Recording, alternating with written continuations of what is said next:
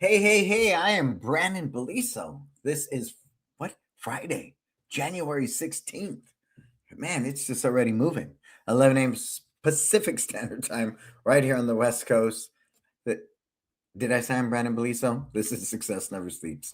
Where we as a collective, a group of people, we're trying to figure out this thing called life. We want to do better in our businesses, want to do better for ourselves, our families, and we're predominantly martial arts school owners. Cool. So let's begin. As always, we got to thank our sponsors. We have Market Muscles. We have Tucson, My Studio, Kids Love Life Skills, LC Accounting, and Kin Creative. Again, all people that I love and work with, I trust, I believe in, and they've impacted my businesses tremendously. And they can do the same for you. Set up a discovery call, talk to them, and see if they're a good fit for you and what you do. All right. Our It's Time group mentoring, loving it. We're in our special edition right now. We have school owners from all over learning firsthand. My commitment to the small school owner is unequaled, right? The big guy with 10 locations, he doesn't need our help. But the majority of our industry is made up of the mom and pop school owner. You need our help. We are not consultants, we are mentors, and our purpose is simple to help you create your vision of success and hopefully the level of wealth that you need to create the freedom you deserve, to own a home, to take care of your family, to save for retirement, to go on vacations, and ultimately pay somebody to do it for you. That to me is all earmarks of a successful business. Cool. So schedule a discovery call with any of us. Reach out to us at Facebook, Marco, Monique, myself, Jason, and we'll be happy to have that conversation with you. Cool. All right. I do 8 to 9 hours of Zooms a week now. And so I'm really privy to a lot of different situations with school owners, challenges they're going through, the different things like that. And in my conversations, I learn a lot, right? How am I going to serve you if I don't understand who you are, what you're going through in 2026, not 2000 or 1980 or whatever, in today's real world?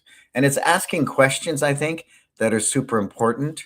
Um, and I'm ever mindful of that. Cool. So let me say hi to a few people. Who we got? Bob Poole, Goals Martial Arts. What's happening, sir? Really, really good. And I'm not sure who the other person is, Marco. Maybe you can take a look. I don't know if they're a school owner or who they are. Because we've been having people joining us, huh?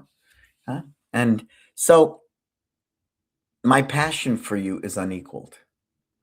You know, I want you to succeed. There's nothing better to me than the underdog, the hoi polloi, the common man. To see them rise up and overcome adversity is so just warms my heart. You are my purpose, right? No big deal if a millionaire makes another million. What is that? But when you see somebody come up and just go from 60 to 100 to 200, it just makes my day because it's a much harder road to hoe and you don't know what you don't know. So you're struggling through this and trying to figure this thing out. And you don't have the money to pay a mentor. I get it. I get it.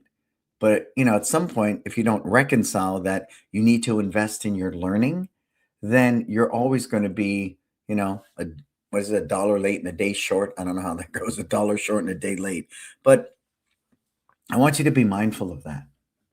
Take a moment and reflect on that, right? Learning and knowing are two different things. And a great mentor can take you from learning something to applying it practically so you have the knowledge to generally impact your business, right? And the community that you serve. So I want you to be mindful of that, okay? Mm. Is that a school owner from Bangladesh, Marco? Wow. I don't know. So, what are we talking about today? Systems. We hear that a lot. Systems, systems, systems. Now, with that said, I think what's more important for me that I want to be very, very, very, very, very mindful of is that people talk about systems, yet they do nothing to create them or engage them or make them part of their their business. And I can't express that enough that we all people come to me from all over the world. I need systems. My first question to you about that is why? Why? Why do you need systems? Before I get into this first slide, Marco, right? Why is it that you believe you need systems? Go. Anybody put in the comments? And if you're coming aboard, say hi. Tell me where you're tuning in from because I would appreciate that. Cool? Right? Think about that for a moment. Right? Why is it that you need systems? Go. Right. People can't answer that, but they're told all the time they need systems. So let's get into this, Marco. Give me the first slide. I'm going to tell you why you need systems. A systems driven business has the discipline to consistently execute processes through good times and bad on a path to success. That's really it. Classic example, a book you better read is E-Myth by Michael Gerber. Please read E-Myth by Michael Gerber. Now, there's a lot of books out there that talks about systems. The reason I'm such a big advocate and fan of E-Myth is because he took the model of McDonald's, right? And he does nothing but admire Ray Kroc. And I have a certain admiration, not for fast food, but just for Ray Kroc's vision. And fundamentally, Ray Kroc understood that systems were the key to consistency. Consistency earns trust. Case in point, if I go to a McDonald's in China and order a quarter pounder with cheese, and I go to Canada and order a quarter pounder with cheese, I go to San Francisco and order a quarter pounder with cheese, I go to New York, it will taste exactly the same. I trust that. I trust that, right? I trust that because it's based upon systems. They all make a quarter pounder with cheese the exact same way. And of course, on the back end, they're getting the same ingredients, right? But they follow the process of making a quarter pounder with cheese the exact same way. But what was brilliant about that was they took the lowest common denominator, a high school kid, very little work experience, and they wrote a system for them to perform extraordinarily. That's what I find so brilliant about Ray Kroc and what he's done with McDonald's. They built an empire on the shoulders of high school kids. That's pretty phenomenal. That's pretty phenomenal. And again, the reason I think that's comparable to what we do, people, is because a majority of our staff are high school and college, right? A huge majority. Maybe not your lead guys, but your support staff and day camps, after school, on the mat, they are high school kids, are they not? Are they not? They are. They're high school kids. So for me, it's really important. It's real important. And so studying E-Myth by Michael Gerber, please do so. So we all get that, right? If we have systems in place, we can consistently deliver on our brand promise. And if we can do that, we earn trust. Next slide, Michael.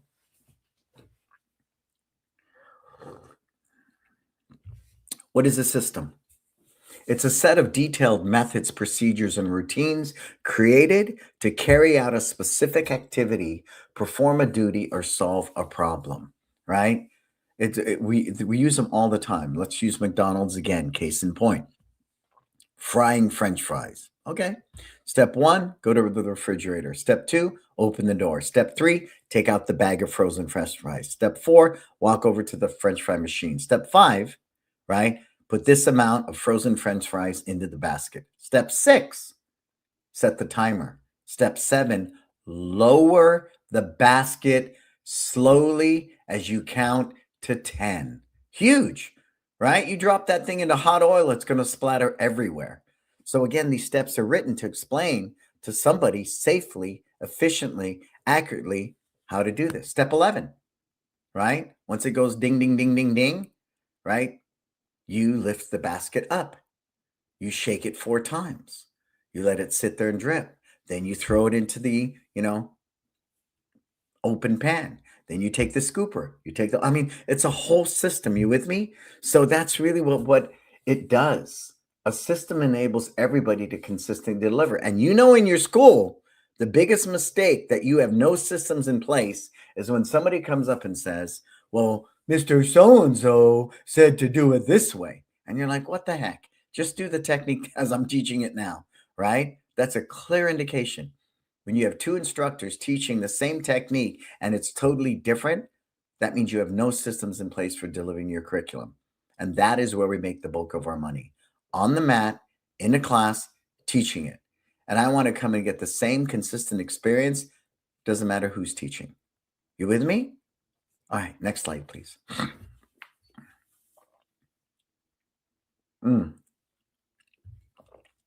Systems equal freedom. I thank God every day. You know, I work 1 day a week in the school teaching on Thursdays, and the rest of the time, both locations are ran.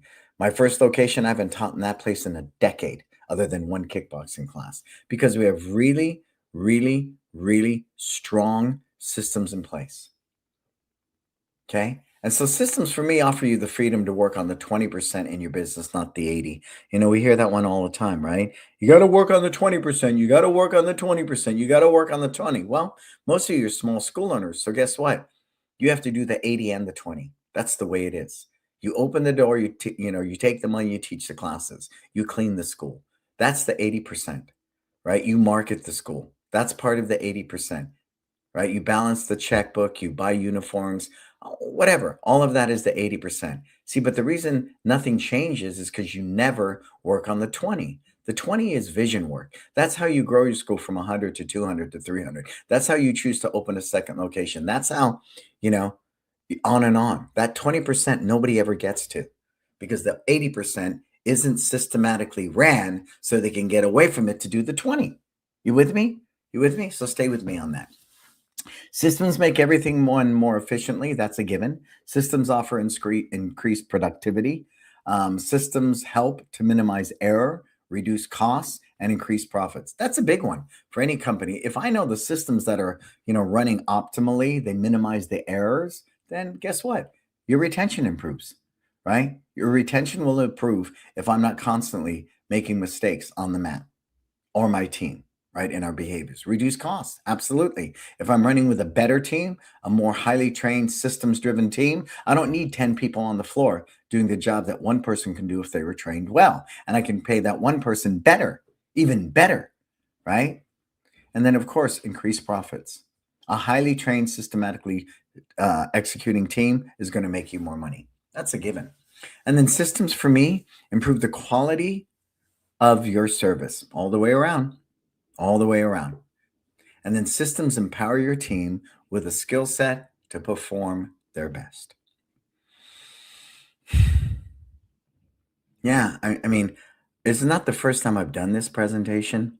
And my biggest challenge is people don't see the value, so they don't do the work, right? Because it's not instant gratification, right? You run a Facebook ad, you get a new student, right? You work out hard, you get a good sweat, you feel like you've worked out, right? You eat a good meal, it tastes good, it's in your belly. See, there's no instant gratification when it comes to systems. Systems, are a long-term investment, long-term investment. Systems are a constant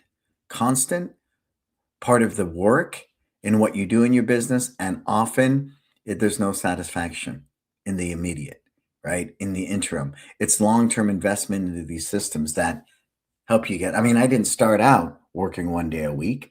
I worked 7 days a week, 17 hours a day for almost 7 years before I broke my first million. But my dedication to systems and writing systems and bettering those systems is never ending because I know it's given me the freedom I experience today. And I know long term it'll continue to do that if I better these systems. Cool? All right, next one. And as you come on board, say hi. I love it when people are here. I love knowing where you're tuning in from all over the world. I'm just very blessed and grateful. And I don't feel like I'm talking to an abyss, right? So if you're here, say hello, tell me who you are, and tell me where you're tuning in from. Cool? And so you already use systems, people. You use them all the time, right? Most of them are executed by you innately and only live inside your head. I think that's one of the bigger problems is it's easy. Just easier if I do it myself, right? It's easier if I do it myself. I get that one a lot from school owners, because writing a system, training people on the system, implementing the system, and monitoring the system, that's a lot of work. but systematically over time, it gets easier and easier, right? It's this first part. And like Jim Collins said in Good to Great, it's a BHAG. Writing systems, training people on systems, implementing systems is a big, hairy, audacious goal. BHAG. It's a big flywheel, right? You go like this, and it's, oh, I can't crank this flywheel. And you crank it again, and you crank it again, and you crank it again. Pretty soon, chuk, chuk, chuk, chuk, chuk, and it's rolling down the track. It's the same thing here. And I think I'm beating this one like down to the ground today, Marco, because I've done this presentation and so many school owners just give up. And I don't want you to give up 5 minutes before the miracle. These systems can make all the difference.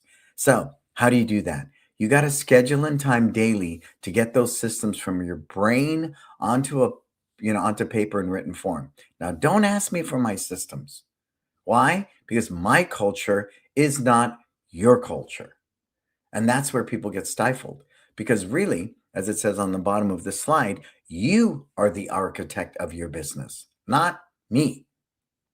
And if you're going to be that true architect, you need to write the systems because you're the one that's going to train the team. You're the one that's going to implement it. You're the one that's going to monitor it. You with me?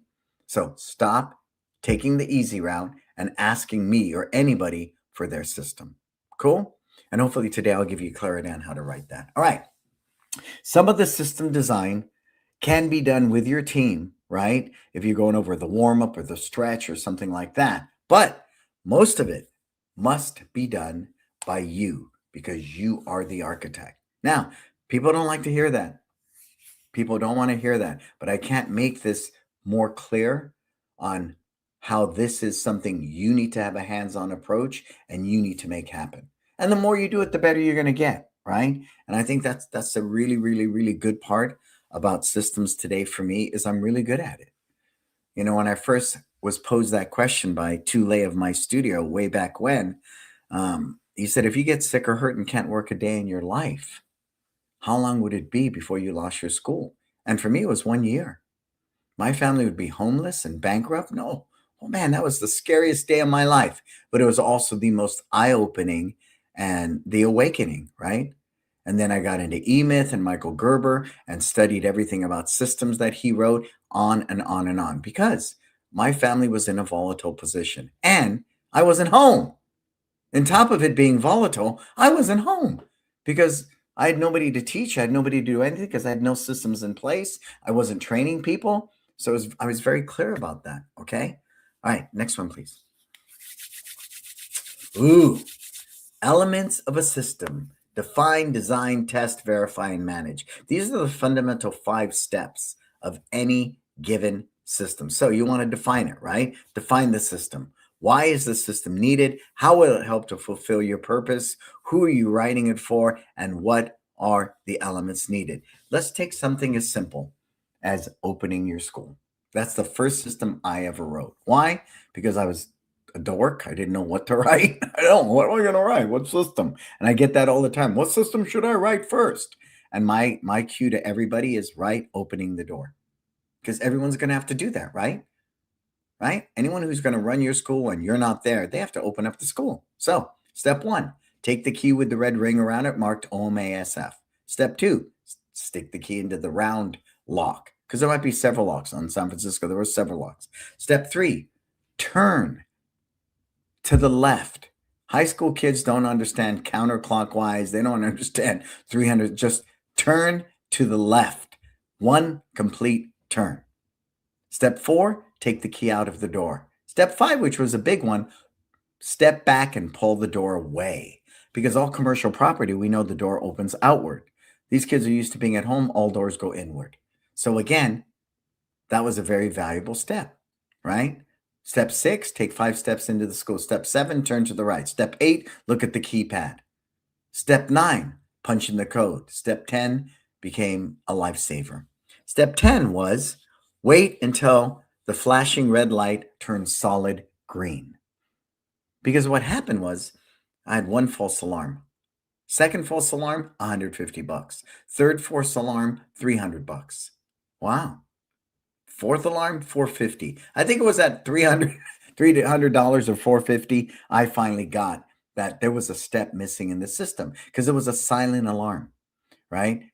and police were coming out, all right, trying to catch somebody breaking into my school, and the team was just walking away because I didn't write the step into the system. And the minute, again, because I needed to manage the system, right, I realized this step was missing. Once I wrote it in and trained the team on that step, waiting for the light to turn from flashing red to green, all the false alarms stopped.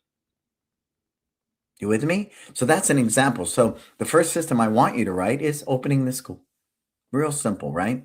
So after you define that system, they need to open the school successfully and not cost me all this money and false alarms. You design it. You design the system. What are the steps? And I think we kind of, gave you a view of that with opening the school. And how did they support the purpose? Well, nobody's living their best life if police are coming there every time they open the school and interrogating them. I'm not living my best life if I'm paying all this money on false alarms, right? On and on. Again, our brand promise of live your best life not only applies to our clients, it applies to my team, applies to my own life, right? Having to answer a call from the police and, we're here at One Martial Arts and somebody's here and they say they work for you and oh, what a stressful situation for everybody. So again, we design systems based upon fulfilling our brand promise of live your best life. Test it. Test the system, implement it, see what works, and fix what doesn't. I think that's the big thing for a lot of us is that we want it to be perfect. It's not perfect. It never will be. You think you got the best system in the world and down the road it becomes obsolete. But what I do understand, get it out is better than get it perfect, right? Get it out is better than get it perfect. You with me? Because how are you going to test this system? You're not. That's why so many software companies have beta testing, right? It's being beta tested. Give us your feedback. That's super important. I watch people suffer from analysis paralysis and never put a system out because they think it has to be perfect. No, it doesn't. You won't know until you get it out, and you have to be willing to do that, right? And then you verify the system. Use the test data to prove that it works, first of all, and then make more adjustments. That tweaking and adjustment is forever, forever, forever, ever. It's never, ever going to stop. And then you manage the system, train the team on it, and constantly review the system regularly, right? And here's a case in point, and I use this one as an example all the time. We had an attrition in our white belt and our beginners, right? What the heck? We lost like 5 beginners or something at this one location. And I went, wow, all at once? How's that going on there, right? And then, so first we looked at when they were dropping out. And I think 3 out of the 5 was Thursday at 5 o'clock, okay, in San Francisco. All right. First thing we do, who's teaching it? What's the class time? Go audit the class. I went and sat there and I watched the class. Pretty decent class, right? He was missing little things like saying everybody's name 3 times during the class.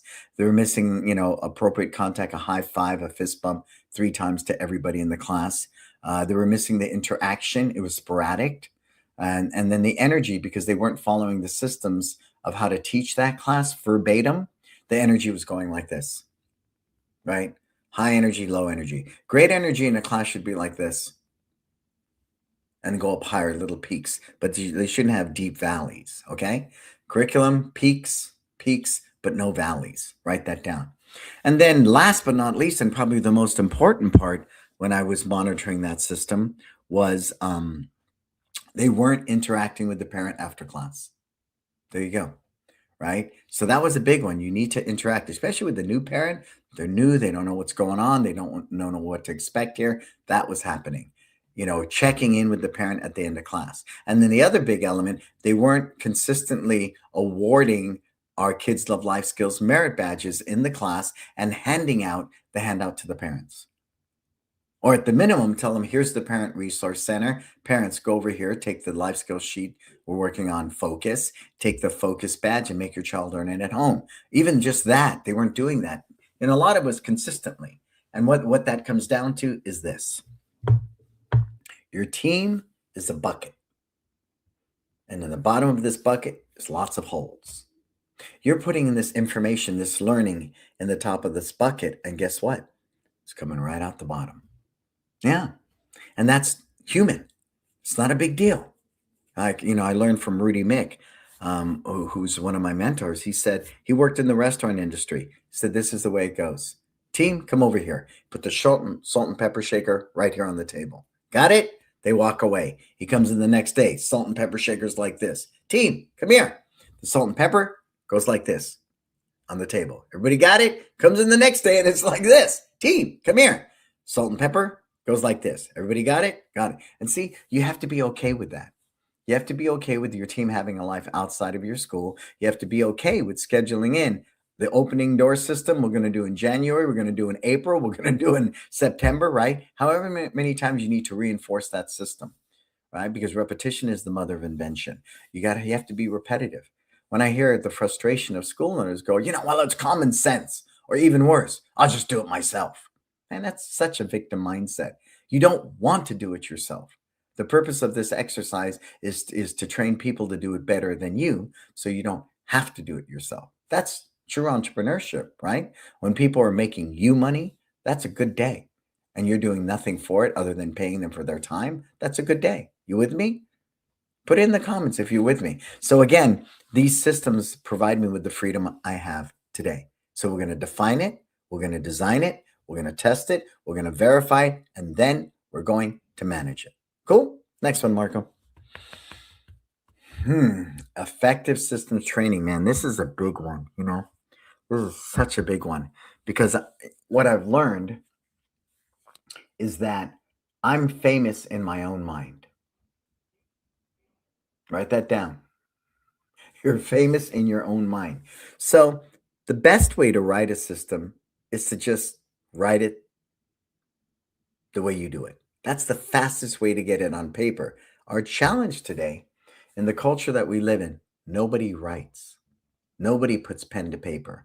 I do so much of it, right? Because it works well. I use my computer now quite a bit, but overall, nobody likes to write.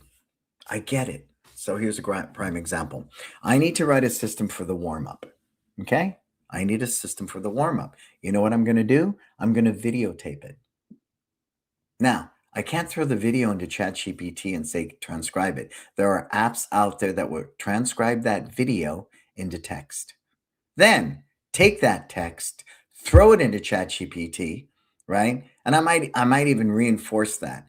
I'll put the About Us page at One Martial Arts or the kids page or whatever, just so they get the culture and feel of who we are. And I will say, write me a system that I can use to train 15 to 70-year-olds how to do the warm-up in my school. Then I plug in all the text from my warm-up that I had transcribed from the video. It will write you a system that quickly. Yeah, we didn't have that luxury 15 years ago, not at all. But today you do. Hear me, today you do. So what's the system? I'm going to videotape it, throw it into an app, let the app transcribe it, take the transcription, put it into ChatGPT and ask it to format it into a system so I can train people to deliver this. Boom. There you go. That's how easy it is today. And I can take any one of my curriculum videos right now and do the same thing. So let's say hypothetically, we're working on a form, right? The first 10 moves of it. I can take that form, transcribe the audio, throw it into ChatGPT and say, write this into a system. Don't change the technique so I can teach people to teach it. Boom. Yeah. So you have no excuse not to write systems today, long story short. But here's where things really can either go great or go awry. So effective system training. We sit at a table or sit on the mat, and the first thing we do is read through the system with the team. Number one, read through it, right? No physical movement or anything. Say it's the warm-up. We'll stick with the warm-up today. So we sit in a circle and we read. We take turns reading it, right? The system with the team, and then we discuss the system. That's the big one. Let's talk about it and let's answer any questions that you have. Very cerebral, very mental. Want to sit there and discuss it, right? Okay, great. So then we physically train the team on the system. We train them and we role play, right? So if it's a warm-up, we're the class, you lead the warm-up. We have it all scripted out, right? Running in place, push-ups, jumping jacks, sit-ups, right? Whatever it might be in your warm-up, we practice it. in real time. And then we have comments, questions, critiques. We go through all of that. Now, here's the big one.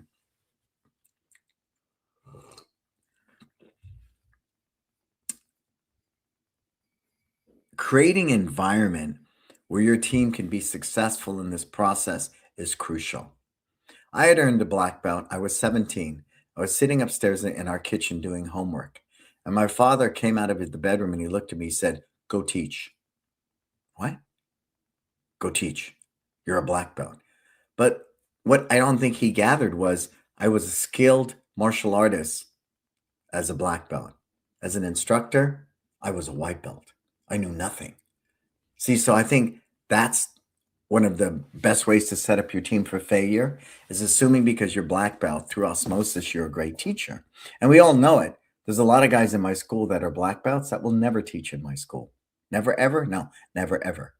They don't have the chops for it. They don't have the character. It's not in their wheelhouse. They don't want to do it. They simply want to be a martial artist. And that's why I see a lot of people fail. They're really, really good martial artists, but they're not even really good instructors. So they fail miserably. I see that in the UFC all the time, right? These famous fighters will open a business and it'll fail miserably. You're not a business person. You're a fighter. Get a skill set and become a great business person, right? Same thing here. So this step right here, number 4, right? I did all my work. We read through it. We talked about it, answered questions. We role played on the mat. You're ready to go. No, you're not. You are not ready to go. You need to shadow me. You come on the mat and you shadow me. Now, it's kind of like when you go into a restaurant, we've all been there, and you see the waiter, the main waiter, talking it up, doing the specials up. Right behind him, somebody's standing there with a little name tag that says waiter in training. They don't even have a name. They're a waiter in training. Who are you? I'm waiter in training, right? You'll see that. We've all seen that at least once or twice. I didn't get it at the time, but I understand it now. How vital that is to that process of setting up your team for success. Cool. All right. And then after that, you shadow them. Yeah. Yep. You shadow them. You stand back there for me for a while. And this was crazy because we use walkie talkies in our day camp and stuff. I'm sitting there with a walkie talkie cueing this guy. And what that's called in the real world, micromanaging. Stop it. Write it down. But there I was going, hey, do this, do this. And this guy's trying to get rhythm and teach and get into a flow. And every other thing I'm, talking in his ear. Bad choice. Don't do that. Ever, ever, ever. But be there like a lifeline. Be there like a sage on the side, right? I was back there by the front desk cringing sometimes, just going, don't do that. Don't do that. But you got to let them make their mistakes. You got to let them do that. But I'm also taking notes, getting ready for, not to critique, but to help them through my observations become better at what they do. Super better. They're already insecure to begin with. And then they're going to feel like they're being criticized. Really work on that type of communication as a level 5 leader. How can I communicate this, to the best of my ability when these course corrections, people don't feel like they're being criticized? Right? That was a big one. That was a really big one. At least it was for me. I still have challenges on that. Ask Marco in our last meeting because I can be sarcastic sometimes, and so it's a constant. I'll always work on that. And then after that, me shadowing them, then they execute the system on their own. At some point, they got to spread their tiny wings and fly away. At some point, you got to let them go. Let them go make their mistakes. Don't micromanage them, right? Don't micromanage them. That's the worst you can do. You want to destroy someone's confidence, constantly lure over them, constantly be big brother, right? Just micromanaging them. Best way to kill the spirit of your team, best way to destroy the culture of your school. So then they execute the system on their own. That's it. And then you manage it, that system, and you adjust it as needed based upon data. Case in point, that white belt class that lost 3 people in a month, right? That data told me something's not right with our systems. And we went in and audited it. It's not that hard. I mean, think about it. Very simple. Oh, 3 quits. When was it? Thursday, 5 o'clock. What was it? White belt class. Great. I'm going to go check it out. And what am I looking for? The different systems. And as we learned, it was the interaction with the parents. It was not delivering the life skills consistently and awarding badges, right? and not sticking to the script. So it's not a big deal. I love the opportunity to better my business, right? And it's often that rough conversation you have with a team member where you say that, our purpose here is to live your best life. Our purpose here is to serve our students better. And our purpose here, is to create a great environment where we all feel like we're impacting people. Boom, let's go, right? Let's make course correction. Let's train better and let's correct that. Cool. And that's the effective system training. And step by step by step, if you do that, you will be successful. But as I shared, once I get it on paper, I remember delivering a system to the team one time, and it was like a run on, it was one long sentence for literally a page. And TJ said to me, "Sir, I don't get this." I said, "Well, why not? It makes sense to me." Oh, ding, ding, ding, ding, ding. It makes sense to me. Well, guess what? I'm not the one learning this system. I'm not the one that's got to execute this system. So I said, "Pray tell, sir." And at the time, I didn't have Chat GPT. He goes, "Well, the way it's formatted, we can't teach this to the instructors. It doesn't make sense." It was like one run on sentence. So it needed to be broken down with bullet points, step one, step two, step three, on and on and on. And I get that. So I really, that part of writing the system fast in my voice, it's not negotiable. It'll take me forever to try to figure out step by step by step how to explain this system to the team. So you just write it. And then, like I said, you transcribe it, right? You have the text, you throw it into ChatGPT, and you tell it, "I need a format so I can train people on it and they can use it and follow it in class." Done. Oh, that's one of the best parts about having AI now. That was never there before because you were guessing. You were guessing, right? Where AI will take the best information on system writing, the best information on how to communicate to a 17-year-old, and it'll take what you've written in your voice for that system and turn it into something amazing. Just amazing. I can't express that enough. Cool. All right. Next slide, Marco. Yeah, this one can be so overwhelming.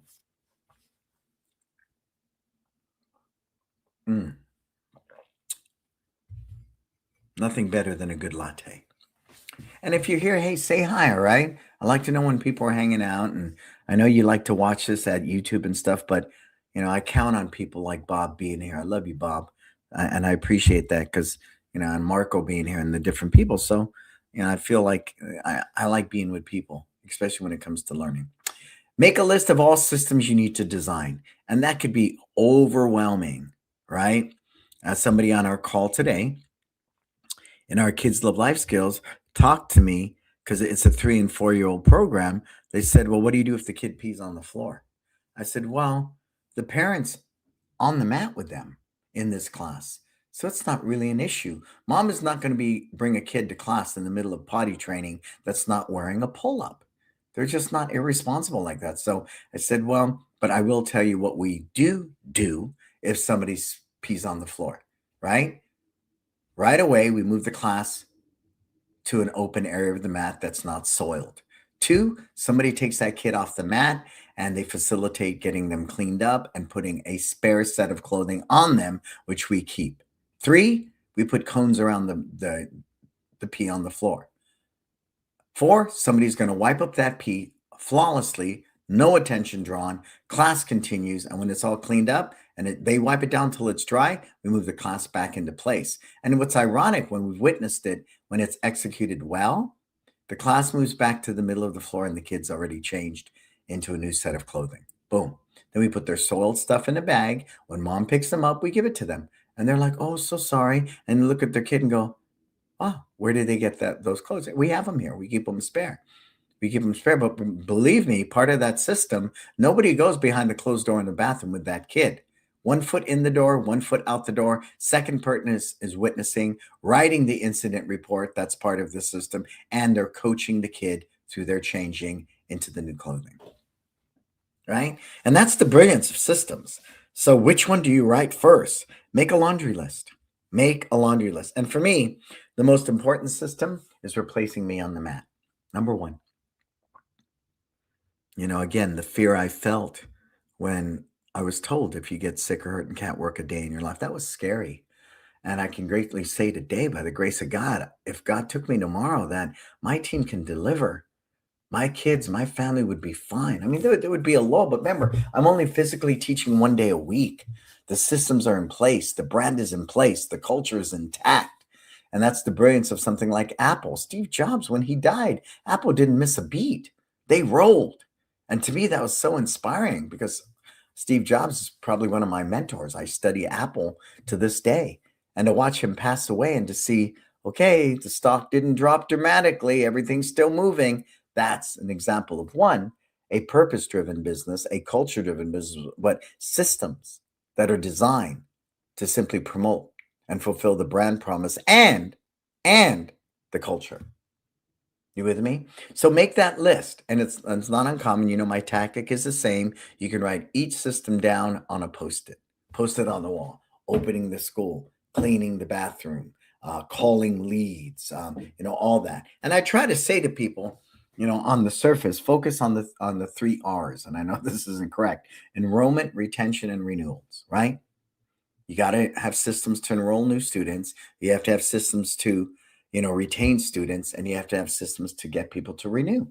Those are the 3 fundamentals. And what goes under any of them? Retention is your warm up, your stretch, your system of teaching, and my advancement through the ranks. Everything should be systematic. Enrollment, God, that's everything from community events, parents' night out, to the brochures, your website, your Google business page, your Facebook page, your Instagram page.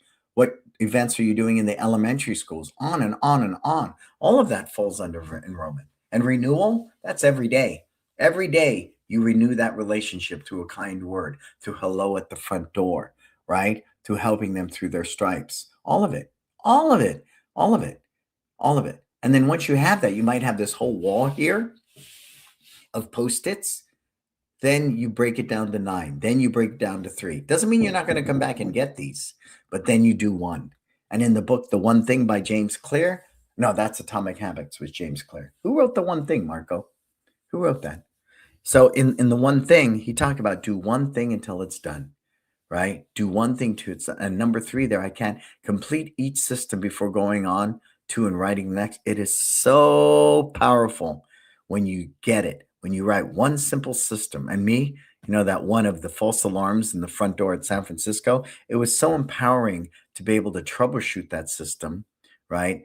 And eliminate the cost of those false alarms. It was so empowering, so empowering. So you got to complete one system and implement it. And once you see the value, then one system becomes 2 systems, 2 become 3, on and on and on. Take a deep breath with me, people. Take a deep breath. All right. And next page, Marco. Is there another slide or is that the last one? Let's write a system. I think we did that with opening the door, but let's touch the warm up for a moment. Okay. So what do you do first? Run in place. All right. Step 1.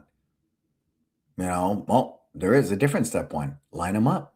Okay, everybody on a black dot in 5, 4, 3, 2, 1. Okay. What's step 2? Turn up the music. What's step 3? Run in place. Okay, great. What's step 4? Push-ups. What's step 5, right? And everything's done in 30-second increments in our school pretty much, even shorter for push-ups and stuff. But our warm-up, our stretch, and our live talk is 5 to 8 minutes. If I ever see somebody at 10, 15 minutes, we have a conversation, right? We have a conversation because we're very mindful. It's scripted out where everything's really, really tight. And it's systematic is a better word on that, right? So again, why do you need the system? 2, write the steps. 3, right? Get it from being in your voice to a voice that everybody understands. 4, train the team on it. 5, they shadow you, you shadow them. 6, you let them loose and then you monitor it. Yeah, I mean, that to this day, that's all I do. How can I not be in San Francisco for a decade and it still do what it does? I study the systems. We look at the KPIs, right? How many enrolled? How many quit? What's our dropout rate? All those things. That's the data that really tells you if it works or not. Some guy said to me that, I have perfect retention, 0 attrition. Dude, but you've had 100 students for the past 30 years. Something's wrong there. You're not enrolling enough, right? Something's not right there. And so I think that's the big thing with that is, are you willing to admit that maybe it's a systems challenge that you have in your business. I don't know. I don't know. Right. But I want you to write a system. All right. I want you to write a system. Next one, Marco. Yeah. And that's really it. I mean, I can't express that enough. The freedom I experienced today, because I painstakingly, and I'm going to call it painful, because I would drive to Starbucks every morning after dropping off the kids at school and sit there. And sometimes it was really cold where I sat in Starbucks, and I'd sit there, step one, step two, step three. So many times I wanted to quit. So many times I wanted to give up on that because it was easier to do it myself, right? And there was no instant gratification. There was no dopamine dump. There was nothing going, yeah, all right, this is the best. There was there was nothing. I was just sitting there writing it one, two, three steps at a time, right? And going through that process. And here I am now, right? 10, 15 years later. And I have to go, wow, I'm so glad I did that work. I am so glad I did that work. And again, with the leverage of AI, you can write these systems better and faster. You really, really, really can. And you don't have to necessarily spend 3 hours in Starbucks, but the efficiency of throwing a system you wrote into ChatGPT and getting it reformatted so you could train people on it, ooh, it's crazy how fast you can do that and how well. So deciding systems is where the real work needs to happen. Again, read E-Myth by Michael Gerber. A great fun movie to watch is The Founder with Michael Keaton, and it's all about Ray Kroc. But the scene in the movie that was most impactful for me is when they were on a tennis court and they had tape on the floor or something, and it was basically the layout of a restaurant, of the kitchen. And they were showing systematically how they would flow from grilling the meat to buttering, to putting condiments on the bun, to the lettuce, to the tomato, all the way up until when they delivered it to the customer, right at the counter, at the cash register. It was just brilliant. It was just brilliant because he had the vision because nobody was doing that back then, right? Mom and pop business, they just made damn hamburgers. Whereas he believed if we could systemize this, we can do what? Scale. Yeah. Again, quarter pounder cheese in China, Italy, Canada, New York, San Francisco, they all take the same because systematically they were designed that way. And that system allowed them to do what with McDonald's? Scale it. It allowed them to scale it. Yeah, pretty cool, right? And we can apply that to our schools, at least at the level of where you don't have to teach anymore if you don't want to. And you're making the kind of money, that really can be impactful, right? You need to do this work daily. I can't express that enough. I can't express this, and I can't say it again. I can't express it enough because consistency is the key to your success, right? That's it. You got to carve out that time and do it daily. Discipline yourself. I say, here you go again. I know I'm driving this one home, but you got to discipline yourself to make the time to do this work consistently. Yeah. Consistency is the key, right? This work is crucial to achieving personal and financial freedom. All right. I think that's the last slide, Marco. So, what are your thoughts? What are your takeaways on today's show? I hope I've really, really, really, really stressed the importance of systems because without it, I would not be where I am today, without a doubt. Fortunately, I had that aha moment. And I think Braden was, I don't know, 3 months old, right? And Kim was back home, and I'm going, my God, my family's going to lose everything if I get sick or hurt, right? We can outsource accounting, we can outsource janitorial, we can outsource the marketing. But you know what I couldn't outsource at that time? The teaching. I had a bunch of teenagers and me. Wow. So I really, really saw that just as, it was fear-based thinking in that moment, but hindsight is foresight. I am so, so, so, so, so grateful that I had that aha moment and I wrote those systems. But make no mistake, I mean, staying the course is not easy. Once I had everybody in place and I made the announcement I was going to stop teaching, within 3 months, I lost 100 students.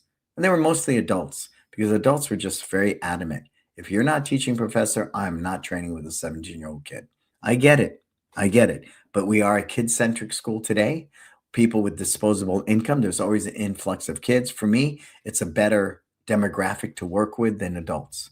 And at one point, we were adult heavy, really, really adult heavy. But again, I did see that as sustainable, and because it was very personality driven, right? I had to be the one teaching. First month, down 10,000. Second month, down 20,000. Third month, down 30. But by the fourth quarter of that year, we had our best quarter ever in business in all the years we had been open. So again, I stayed the course. I stayed the course. And it's powerful because it gives me the freedom I have today. Cool. So, what are your big takeaways today? Anybody? If you want to throw something in there, I'd love to answer your questions. Any takeaways before we wrap this up? Hmm.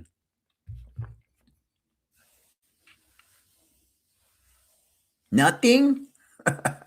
I know it's overwhelming. It just simply is. And I get that, right? I get that. But again, whether it's McDonald's, whether it's Ford, whether it's anyone, the ability to have amazing systems for people to perform extraordinarily is the key to your freedom and your financial growth. Cool. So let's wrap it up, Marco, if nobody has any questions. So let's start by thanking our sponsors, please. Tusa, the best, one of the best when it comes to martial arts supplies. Because of what I've learned over the years, people aren't going to get it right, but they always make things right. They miss a belt order, something doesn't come to you right. I promise you, everybody at Tusa, Gunny and his family will make things right. Market Muscle, Stephen Reinstein is brilliant, brilliant at everything he does. His websites were born out of him loving to make websites as a 13-year-old, him wanting to help his school, his teacher, and creating websites for us today is rooted in that mindset. My studio, Tule and the gang. I love Tu. I love Lynette.